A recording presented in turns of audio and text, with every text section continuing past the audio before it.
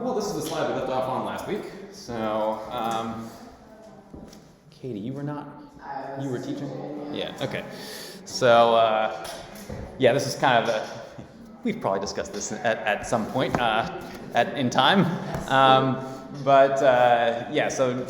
This whole natural desire argument that, just because it's a natural desire, which is still up in debate, we don't even necessarily know that it's purely natural, right? Because I think I gave the example of like the identical twins, and they don't always end up being homosexual, so it's kind of arguable that it's purely natural.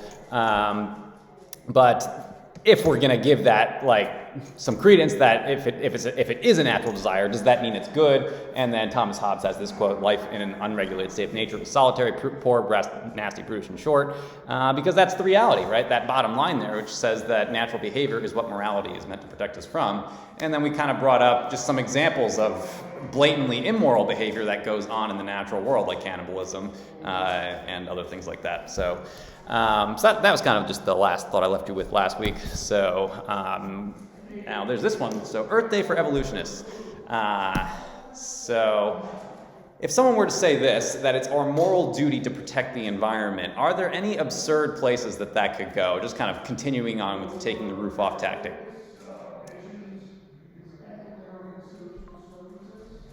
Take a crack at it. I mean, I guess, I feel like it's weird to say it's like a moral duty to protect the environment, like it's like a living, like it's like a entity or something like that. Right. But I also feel like people could take protecting the environment to extreme where you're putting that over a human being. That's an interesting direction to go with it. Right? Like just that, like you're so concerned about the environment that you harm human beings in the process. Sure. That could be a place that could go, taking it out for a test drive.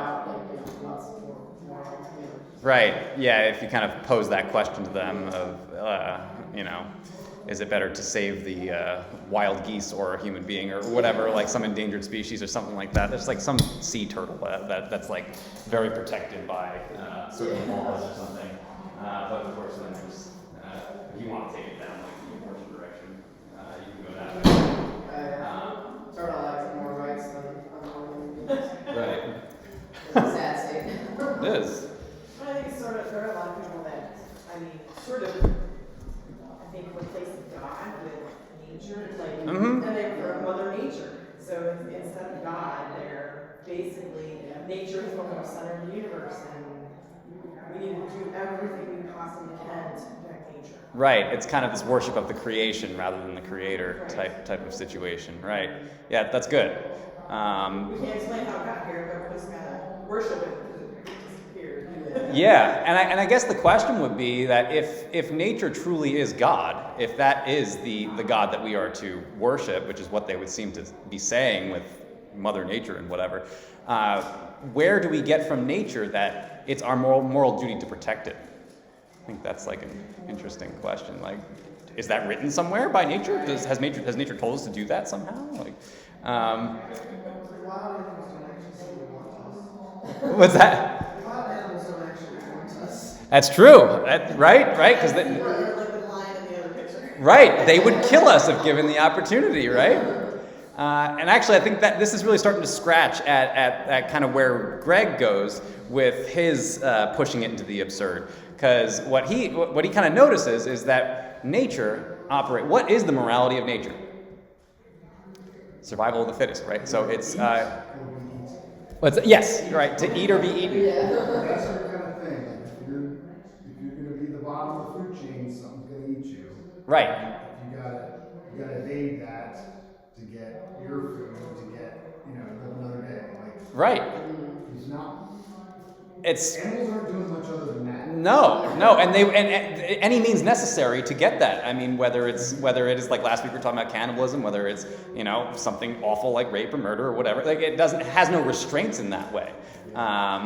And so what Greg kind of notices when he's faced with these kinds of arguments is, well, nature operates through exploitation and dominance, and so why should we, out of some weird sense of morality, restrain our ability to exploit and dominate when nature would just do that to us, right? If nature is our moral standard, why would how do we get to this place where now we are called? Right. That if nature is our standard, then why do we have to create our own standard that has nothing to do with that? So yeah, if life survives by exploiting the weaknesses of other life, why shouldn't I exploit and dominate the environment, right? That's kind of the question that you can ask. It's like we're pretending that there still is a transcendent source that's telling us that it's our moral duty to protect the environment, but that source is not the environment itself. And so it's almost this tacit recognition that there is a God that's telling us that it's moral to do certain things, but of course they will not concede that. And that's kind of the difficulty of this atheist view, is that sometimes it steals from other views, right? That it's moral to do certain things. Well, where'd you get that idea that that's moral? Because it's certainly not from nature. So the basic premise that it's immoral to damage the environment. The reductio, or if anyone remembers what that means, so the reductio ad absurdum is reducing it to the absurd, is that it is wrong to exploit nature even though nature operates through exploitation. And then the truth is that nature does not determine right from wrong. And the thing is, though, so like I said, God actually does tell us to be good stewards of the environment. And so theistically, we do have a reason not to exploit nature in this ultimate way where we completely destroy it, right? It's okay for us to, subjugate it and make it amenable to our will in some way. But do we want to just, drop nukes on every, part of the land? No, that would not be being a good steward, right? So we actually have a good reason to not destroy the environment, but they really don't, because if nature is the moral standard, then it would just have us do whatever we need to do in order to dominate it. So, faith versus knowledge. Has anyone heard this one before? I feel like this is more common in certain Christian circles.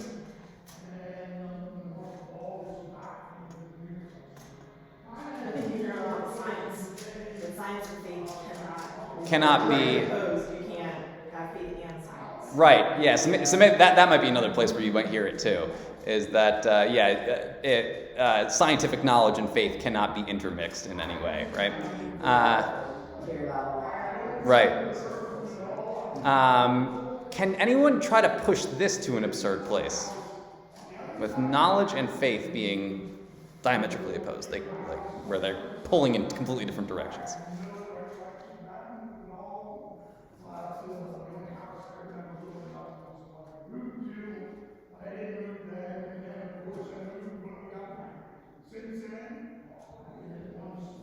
So I think it has something to do with, I know we talked about it before, where you don't directly observe everything in the world, in life. You have faith that it exists. Sure.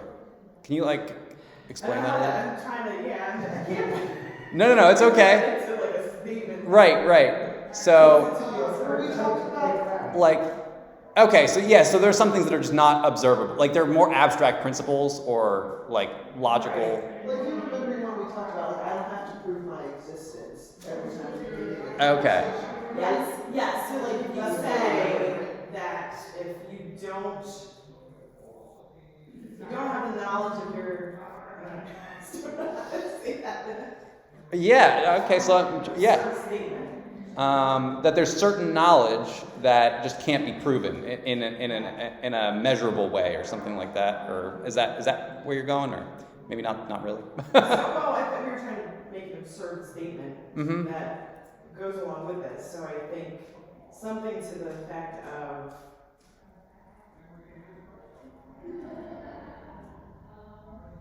so if you have no faith in what has happened before, then you know exactly how you came into being. Isn't that something that made me think of? But do you have your faith must rely on, or your knowledge must rely on the faith of previous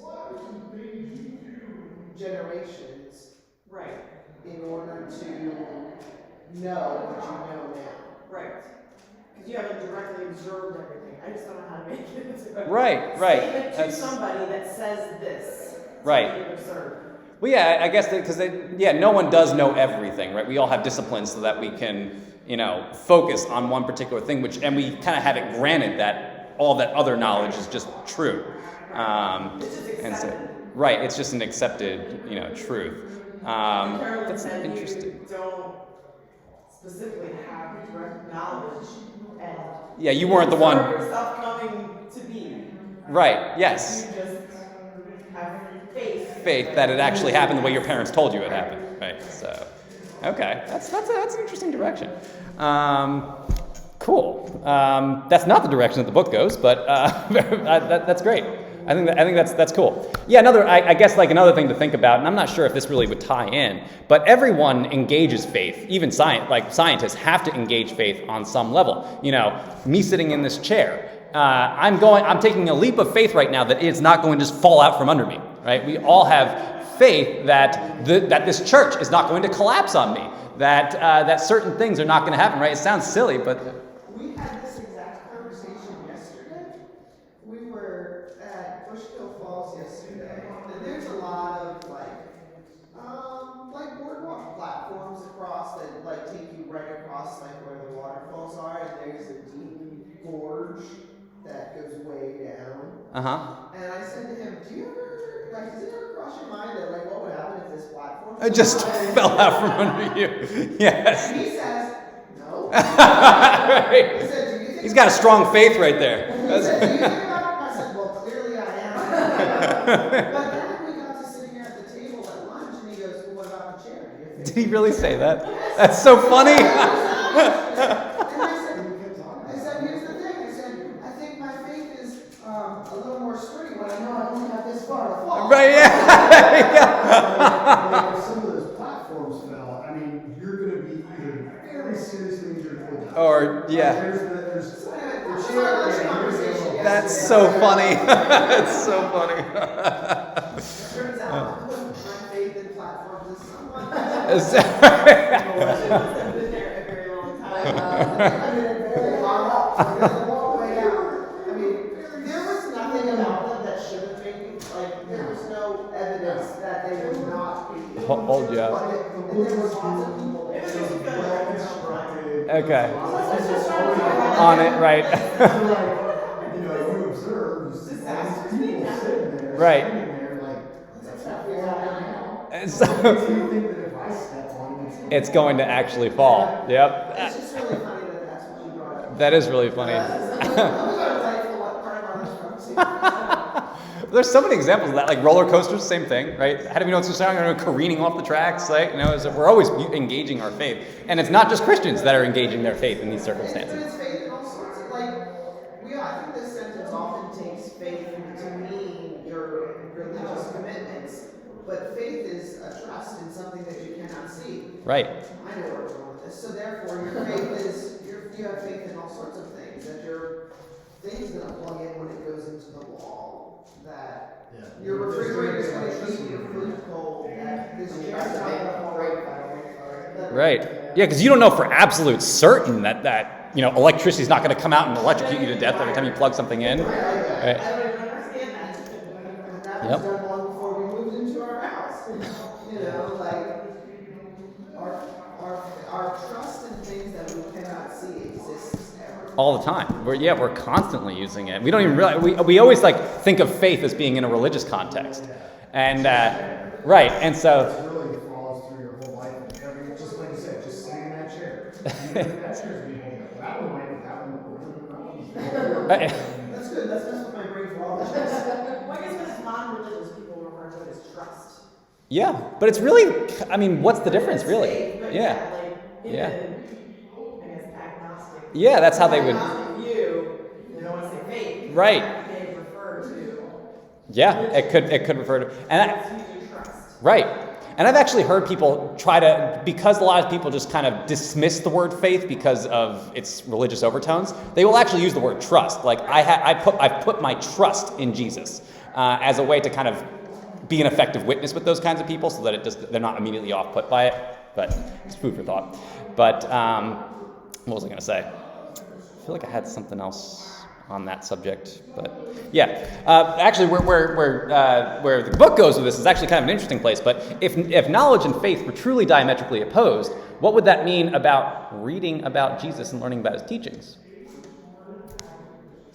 Every time you know more about what Jesus tells us to do, you're decreasing your faith, right? So you're increasing your knowledge of Jesus and what he wants from, and what we're called to do. And at the same time, that would be decreasing, right? Isn't that funny? Isn't that kind of silly? Right? Again, absurd. It's totally absurd. But that's what we're doing.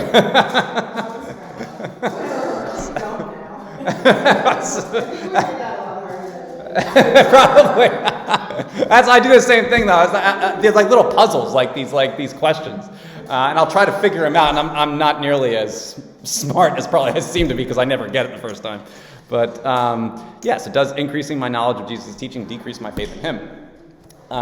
Basic premise is that faith and knowledge are inversely related. The reductio is that discipleship, as we increase our knowledge of Jesus, decreases faith because it requires knowledge. And the truth is that faith and knowledge are not opposed. And I think that there's I think what people are trying to say is like when you're seeking for evidence, right? When we're constantly questioning God and it can almost be perceived as challenging God. It's perceived as like a negative behavior. No, you have to believe him. You're kind of showing that you don't have any faith in God when you look for evidence, right? Has anyone ever heard that kind of like approach or that? Believe me, I feel the same way. I'm not on the same page with that, but I've heard this before, right? And kind of, I was thinking about it, and I'm like, it's almost like with kids, you know, do you ever have, like, there's some kids that are just like constantly challenging you, but it's not meant in a good way. It's like, where the point is to be defiant. Like, that is the point. And that's not a good behavior, right? That's not a place that we should be with God. That exists with every toddler. Right. So there you go. So it's universal. But there's another attitude, which is you're inquisitive. You're curious. You want, well, okay, I believe you. I know that you're true. I know that what you're telling me is it's coming from a good source. But why? Like there's an honest question. There's an honest why that we can ask. That's not just a defiant challenge. And I think that this is kind of the way that we are supposed to relate to God in this way is to be curious and to look for those answers because he's a good God that provides us with those answers when we look for them, right? But we don't want to necessarily be defiant, right? And that's I think kind of the nuance of this type of question. No, it's not that we can't ask for knowledge or we can't build up our knowledge, but why are we doing it? Are we doing it to just thumb a nose at God, or are we doing it because we truly want to know why certain things are the way they are? And as we've noticed, as we kind of increase our apologetic knowledge, what that does to me anyway is that increases my faith because I'm learning the whole why to the whole thing, and it helps me to then explain this to people so that yes, this is why it's why Christianity is true. And the more effectively you can do that, it increases your faith. It improves the probability that they will then join you and having faith as well with you. So yeah. So I think that there's like a. People think that faith is also blind. I think people think about faith in this sentence. It's a blind faith that like your knowledge, your understanding, your faith in God are not based on a knowledge or an experience or a revelation that we've gotten from it. I think that faith is gained through trust, through a relationship, and over time. I mean, it's just like in any personal relationship. I don't have faith in Katie until I have gotten to know her, and then I know that I can trust her and that she is a confidant and a friend and all of those things. But I think like people often take faith in God to just mean simply like, well, the Bible says it and I believe it, that's okay. And like, I think that that's something sometimes we fail to get into our kids and our teenagers, that like it's okay to ask these questions because I mean, if we take Jesus' first disciples as examples, how many questions did they ask? I know. How many times did they doubt? Like, Right. Right. Yeah. Right. There's grace that comes along with that growing faith. It's faith that comes along with what? That With grumbling? your growth. Yes, right, And I yeah. just think so many times when people make science and faith are opposed, science and belief are opposed, or knowledge and faith. Like it's the assumption that they're making, I think, on the word. Like I would like to ask, like, faith in my perspective often means like a blind faith. Right. Like I've heard, like God and I have earned that relationship together. Like we've had to work together. Yeah, this isn't something that, your mom told you, oh, that must be true, right? Or something like that, right? She might have told that to you, but there's a long road. I still had to get there on my own. Right. You had to own your faith at a certain time. And a lot of times we get there through the knowledge that he provides us through his word and through various other sources. Culture refers to like religious people with faith a lot of times as being undereducated. Yes. I mean Not that... educated people, they just, the assumption is The thing about that with the examples of like wives submit to your husband, Yes. and your immediately thought goes to those rednecks and yes. They have no college education, therefore. But if you look at like the accounts of people that were like defiant, and they were looking for information just to expose the whole lie and to be defiant, I have honestly never heard of anybody that did that, like put all the work in, and then at the end of the day said, here it is, I proved it. Because there is nobody. Right, that actually... We struggle. Yes. Right, yeah. Great example. And there are others too. There's a lot of I'm scientists. gonna prove this wrong. Right. They become some of the strongest. Right. There's a lot of scientists that say, well, I can explain how all this happened, how this happens, and then as they get more and more into it, They can't explain and it. they just, okay, I give up. I admit that Right. there has to be a creator. Yes.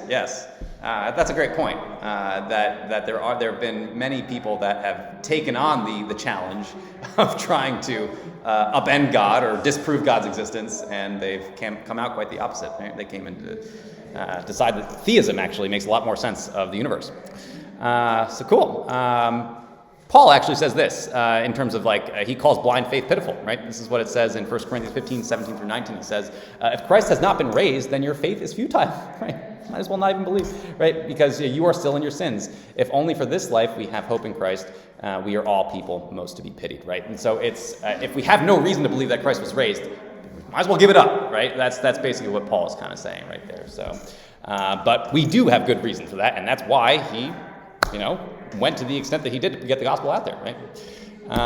Cool. So that's it for taking the roof off tactic. I'm a little sad because that was one of my favorite ones. So we're moving on to a different subject today, which is called the steamroller tactic. Hold on, I just got to find it. It sounds really fun. Yes. That's right. Yes, we're going to finish the demolition. All right, let's see, slideshow, play from start. Okay, so steamroller tactic, just real quick, just to kind of cement the taking the roof off tactic into our mind, what is, just briefly in one sentence, describe what the taking the roof off tactic is. Anyone can take a crack at it. Pushing something to the absurd. Yes. Basically, that's it, right? You're taking an idea and you're showing the absurd consequences that come if we live it out consistently, right? Does anyone remember the fancy name for it? Reductio. Good, reductio. I read it. Get 3 times. up there, yes. Sure. So yeah, the full Latin name is reductio ad absurdum, right? You're reducing it to the absurd. But yes, the shorthand for that is the reductio. So very good. List. All right, I'll just kind of say this one because we might not remember that. The 3 steps for employing this tactic are first to identify the basic premise. So what is the crux of what they're saying? And then after we've kind of identified that premise, that idea, then we do what Caroline said, right? We push it to the absurd. We take it for a test drive and see when we apply this principle out consistently, are there any absurd places that it goes, right? And the last step, which is a really important one that's easy to forget, is then we want to invite that person to consider the implications of their view, right? So, and then offer an alternative, right? So, to it. Wouldn't theism make more sense because we can actually explain where the universe actually came from rather than, evolution, which actually can't explain, the origin of anything? Like, how do you get something out of nothing, right? So that would kind of be an example of offering an alternative. And the tactic works because we are all living in God's world, right? And so anytime that we make a claim that is directly against the reality that he created, right? When we say that God doesn't exist, right? Then we end up living out a contradiction, right? Because, and the example that I gave, over the course of taking the roof off tactic was, if we say that God does not exist, but we also think that life has purpose. Those are two ideas in contradiction, right? You cannot have ultimate purpose without a creator to give it that purpose. You cannot have morality without a creator to give us morality, right? So when we kind of make these kinds of claims that go against the reality of God being the creator of everything, then we end up living some sort of a contradiction. And our purpose here is to take the roof off of that, right? Because what we do is when we live out these contradictions, we try to avoid any exposure to the truth of it. So we create this roof over our head. And this can manifest in many different ways, where we either ignore Christians because we just don't want to hear it, right? There's a lot of people that we might present evidence to non-Christians to show that, this doesn't really make a whole lot of sense, but they will just kind of avoid any contact with Christians so that they just never have to be exposed to the truth. And so our job is to kind of gently take that roof off, right? Because if we take it off too fast, they're just going to go into avoidance mode, right? And so we want to kind of just be gentle and tactful with our approach with that. But, okay, steamroller. So steamrollers are people who overwhelm you, right? So they have very strong opinions, they have very strong personalities, they keep you off balance, and it's easy for us to get into this defensive place when they're doing this, right? They come in fast and hard. They're defined by one characteristic, which is constant interruption, right? Where, they'll make a claim, right? You try to explain yourself, no, that's not what I think. Or maybe you do think that, and you try to explain why you think that. And then they come in and just give you a whole bunch of other reasons why you're wrong. Anyone ever had this kind of experience where they've, been around someone like that, right? So if anyone's been on Twitter in the past 5 years, you probably had that experience. This is kind of a, People are the worst to talk to. it's pretty awful. Now, so that last one, right? Because they're insincere, right?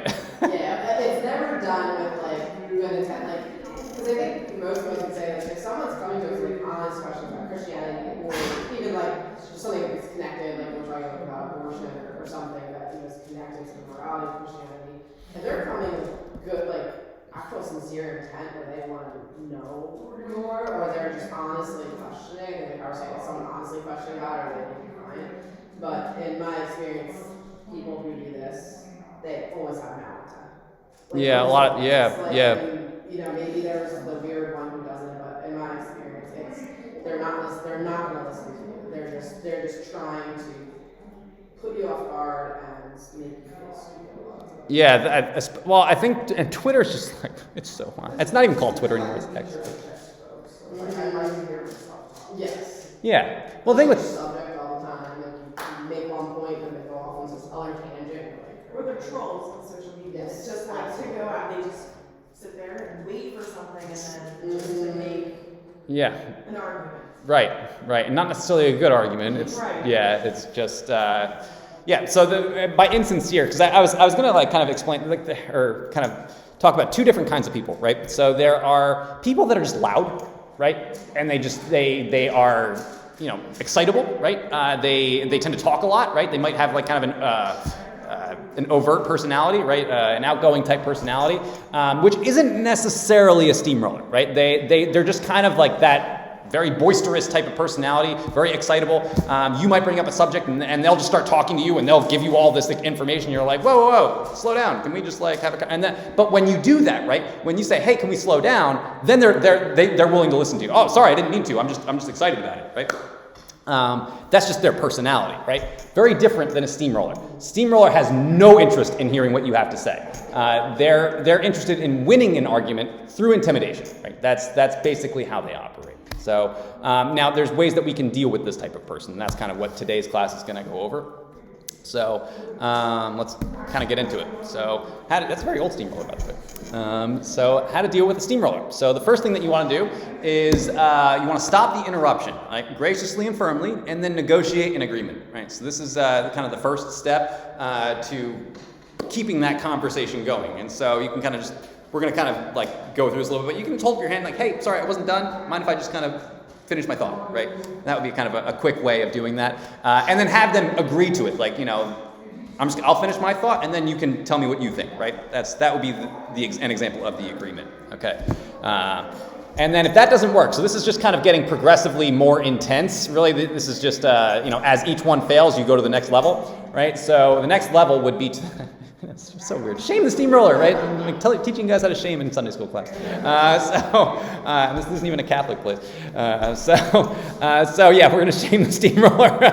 And then when all else fails, you're going to leave the steamroller, okay? Now that second step, I'm going to leave it as optional, right?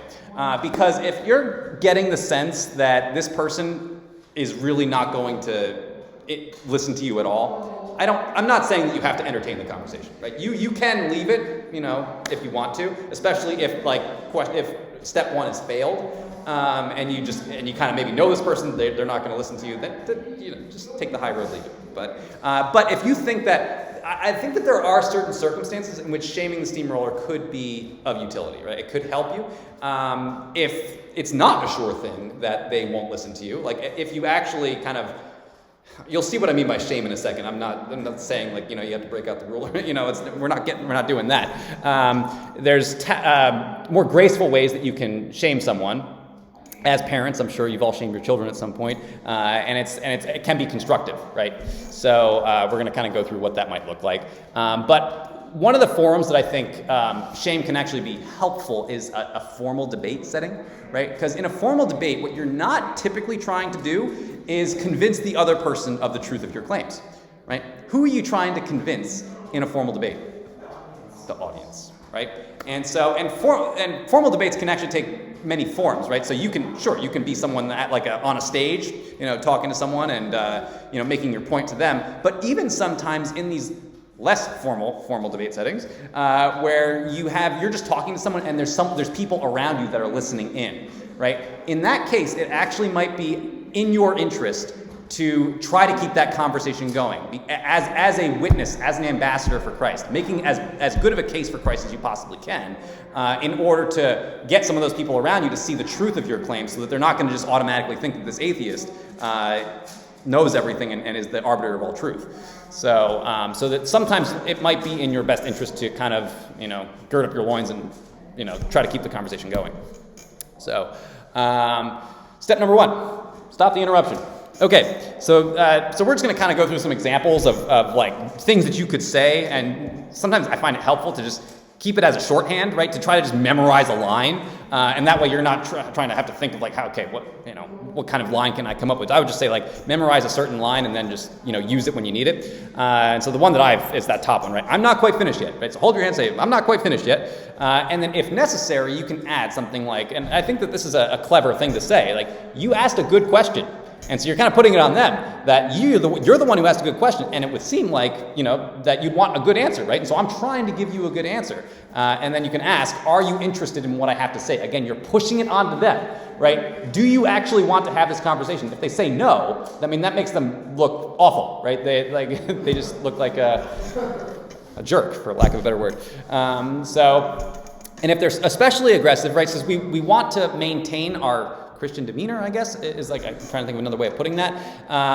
If they're especially aggressive, just wait for an opening, right? We don't want to badger them in the same way that they're badgering us, and it can be difficult. Sometimes we might have to sit there for a little bit while they continue to steamroll us, but wait for an opening and then do the whole hold up your hand. I'm not quite done yet, and deliver your line. And then what we want to make sure that we're doing is that we want to respond adequately to the first issue before moving on to any other, right? Because when we're engaging steamrollers, there's going to be a lot of things they're going to say to us, and we just have to pick one and run with it, right? And so if you can, try to find the one that's the most fundamental, the one that isn't, because sometimes they'll make claims and I'm just well, okay, if I answer the first claim, that also answers 2, 3, 4, and 5, right? And so try to find the most fundamental one if you can, and then just stick to that until you've kind of given as good of an answer as you could, right? And then once you've made your point, ask them to acknowledge your response, right? So something that you can say is that a fair answer to your question, right? And if they say no, then you can say why, right? And then have them explain why. And then you can kind of keep the conversation going from there.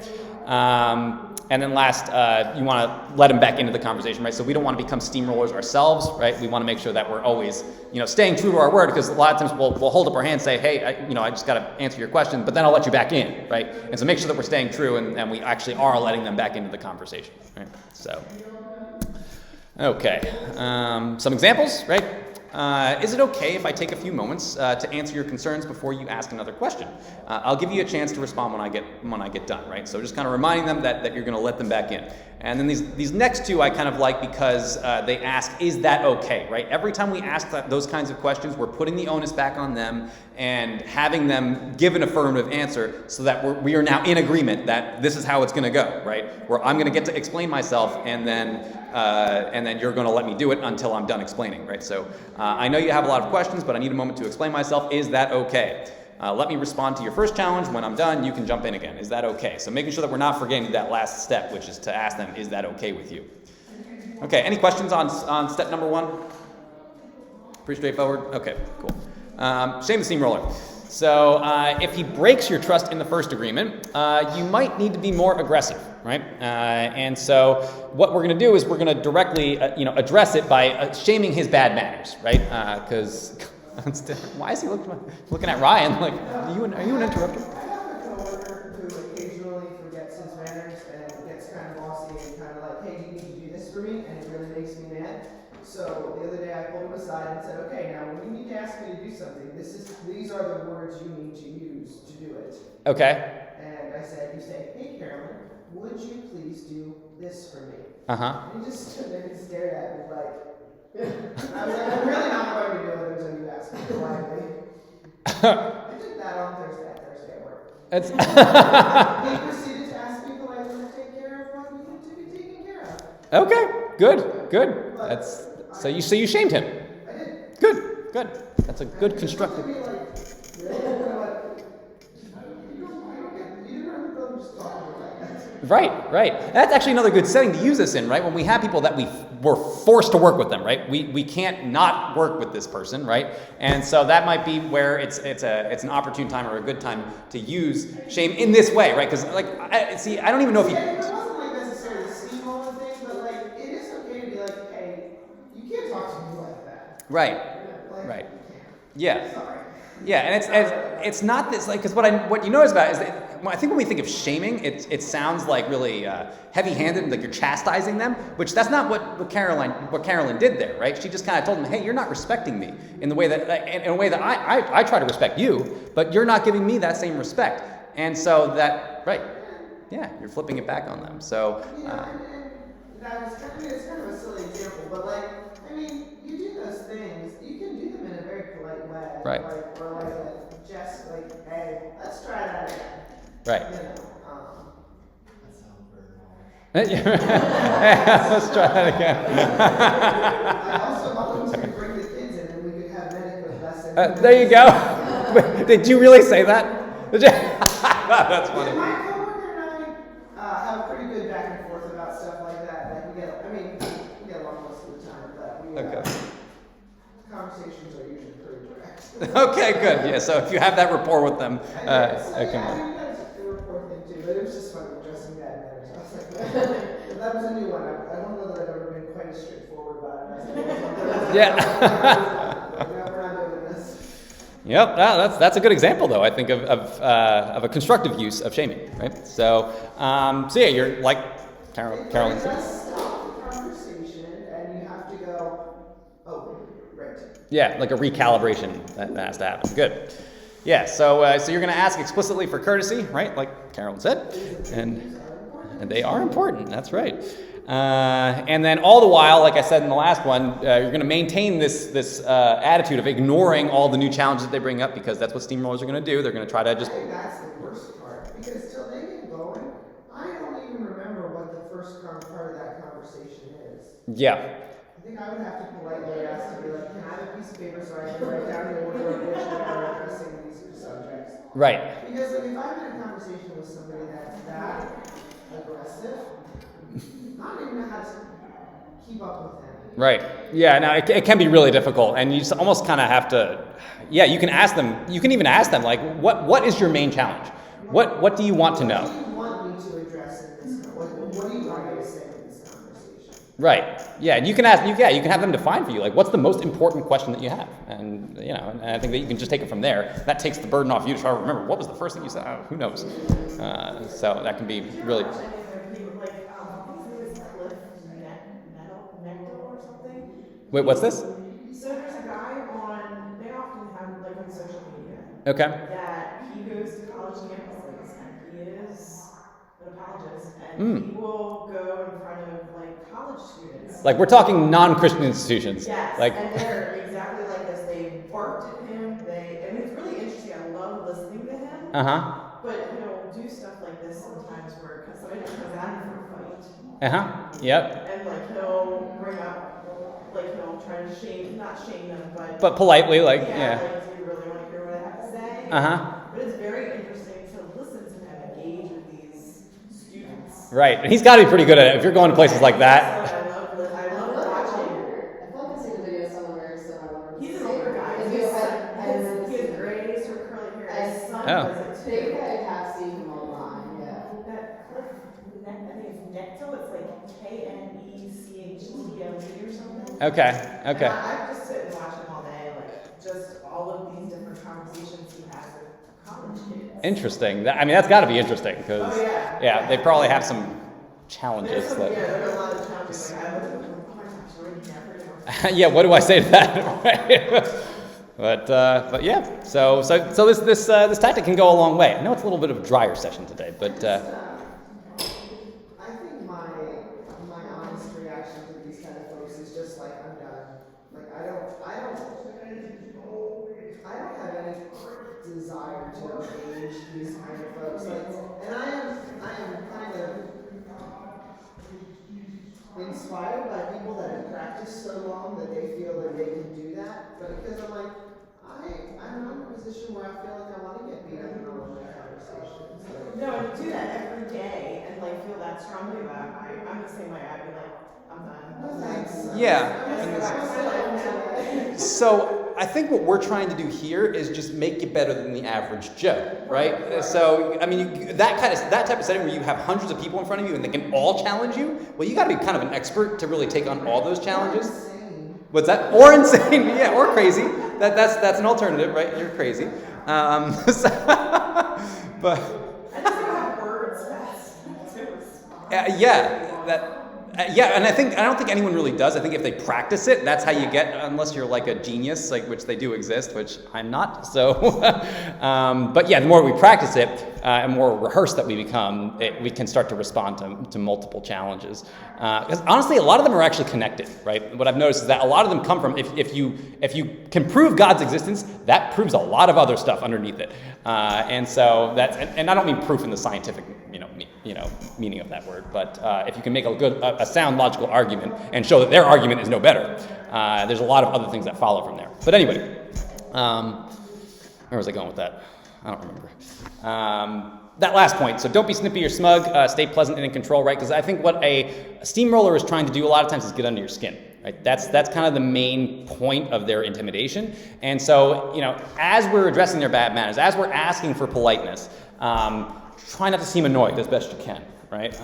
Try to, get your composure so that they're not being signaled that their tactic is working. Okay. That's right. Something you said something what did you say? It's gone. It's going to come to me during the worship service. That's when it's going to hit me.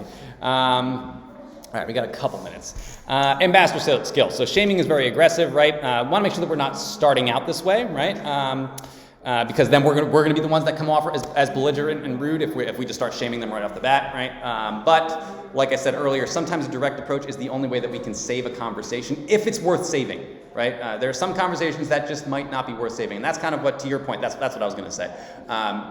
Sometimes we don't need to, right? We can just walk away if we're just getting that vibe that nothing that I'm going to say is going to help you, and say it's just between you and them. There's no audience, and you might not say you don't even know, right? Say they brought up some challenges, and you just like, I don't really have a good answer. You can always use. Remember that there's the takeout. What's the takeout out of the hot seat question or statement? Anyone remember that? Like, can I get back to you about that? Right. Let me think about it. And then you're no longer in the hot seat anymore. And if they want to, you can, after you've done your research and you've kind of done that, then you can bring it up later. But you are under no obligation to keep this going if it gets to that point. Last point: steamrollers are strong and aggressive, and sometimes they must be answered in kind, right, with some level of strength and aggression. Not aggression in the sense that you're belittling them, but aggression in the sense that you're just kind of shaming them a little bit. Some examples. We got 2 minutes. I know you really want an answer from me, and I assume you asked the question because you wanted a response, but I could be wrong, right? You keep interrupting. Which is it, right? So that might sound right. So it's yeah, right. But again, that's like, if they're coming at you with these kinds of really strong words, I don't think you've actually said anything objectively offensive there, because it doesn't seem like they want a response from you. Right? Because they just will not let you answer, right? And so I think if you say, I could be wrong, what do you want to get out of this conversation? You can kind of ask that question. Could I ask you a favor? I'd love to respond to your concern, but I can't because you keep interrupting. Could I have a few moments to develop my point without being cut off? Then you can tell me what you think. Is that okay with you? Right? The last one is probably the most aggressive of all of them. So here's what I have in mind. You make your point and I'll listen. Then I'll respond and you won't interrupt. When I'm done, it will be my turn to be polite and let you talk. Is that okay? If not, this conversation is over. Right? So, but I guess all of them, really the point is, the difference between step 2 and step 1 is that you're directly addressing their bad manners in some way. So I think if you can just kind of remember that. That's all I want of like, hey, You're not. willing to be in conversation. Right. We had this deal where you were going to let me talk, and you're not letting me do it, right? Why, right? You can kind of, so just, that's all you're trying to do there. And the last point is just a direct way of saying, like, let's have a conversation instead of a one-sided talk. Yes. This is the way conversations go. You say something, then I respond. And I say something, then you respond. Like, it's a give and take. It's a two-way street. If we're not going to do that, what are we doing? Right. I think that's really. It's not a good point of use of anyone's time. No. So yeah, I think we'll end it there today. It's 10 o'clock, so and then we'll continue on with steamrolling next week. So, all right.